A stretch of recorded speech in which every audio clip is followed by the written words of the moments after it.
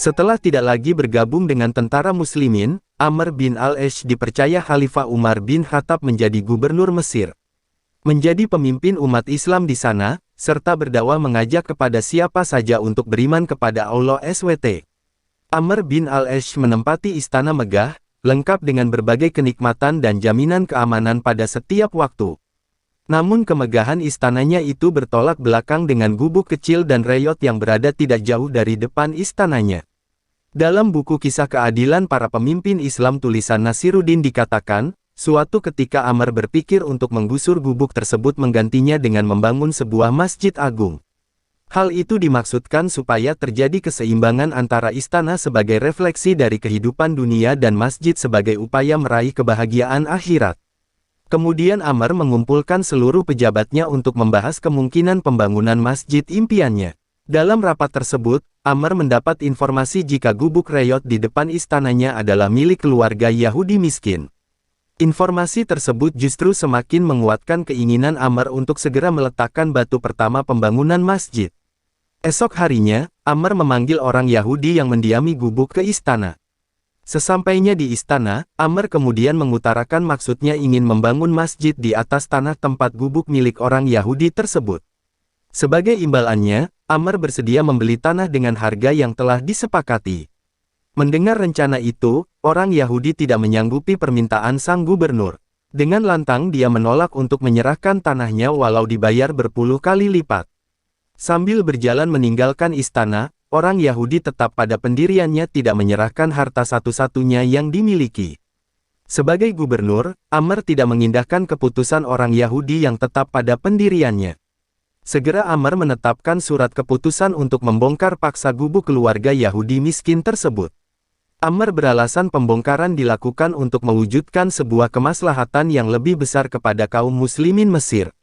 Orang Yahudi yang sedang tidur santai di gubuknya kaget begitu melihat dari kejauhan, sejumlah tentara kerajaan berjalan menuju ke arahnya. Atas perintah gubernur, kami ingin membongkar paksa gubuk kamu untuk dijadikan masjid, kata salah satu prajurit dengan nada tinggi. Keluarga Yahudi menangis tanpa henti, tanpa daya dia menyaksikan tempat tinggal satu-satunya yang mereka miliki harus dibongkar. Orang Yahudi membayangkan saat-saat bahagia melihat senyum anggota keluarganya akan berakhir hanya dalam hitungan menit.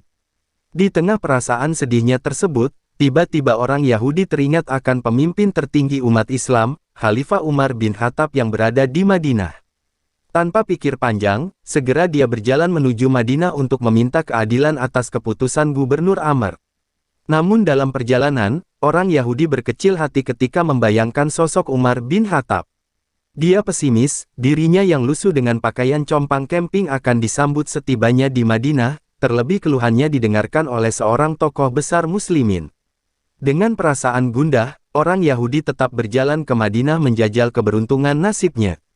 Sesampainya di Madinah, semua yang dia takutkan tidak terjadi. Dengan ramah, Khalifah Umar menyambut orang Yahudi layaknya tamu kenegaraan. Suguhan aneka makanan dan minuman menjadi bentuk betapa hormatnya Khalifah kepada tamu, meski dirinya menyadari bukan seorang Muslim. Sambil menyantap hidangan, orang Yahudi menceritakan permasalahannya kepada Khalifah Umar. Di akhir pembicaraan, Umar meminta orang Yahudi untuk mengambil sepotong tulang busuk yang berada di tempat sampah tidak jauh dari tempat dia duduk. Dengan keraguan, orang Yahudi menuruti permintaan Umar. Di tulang busuk itu, Umar kemudian mencabut pedang dari selongsongnya dan menggoreskan garis lurus pada tulang busuk. Bawalah tulang busuk ini baik-baik ke Mesir dan berikan kepada gubernurmu, Amr bin Ash, kata Umar sambil menyodorkan tulang busuk tersebut kepada orang Yahudi. Dengan perasaan bingung, orang Yahudi hanya menuruti permintaan Umar kemudian kembali ke Mesir.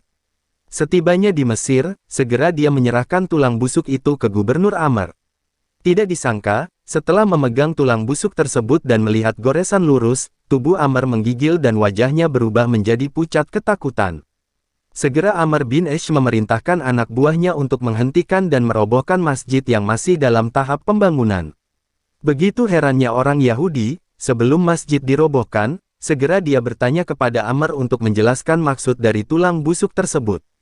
Tulang itu berisi ancaman Khalifah, yakni Amr bin Ash, ingatlah kamu, siapapun kamu dan setinggi apapun jabatanmu, suatu saat nanti kamu menjadi tulang yang busuk. Karena itu bertindak adillah kamu seperti huruf alif yang tegak lurus, adil di atas dan adil di bawah.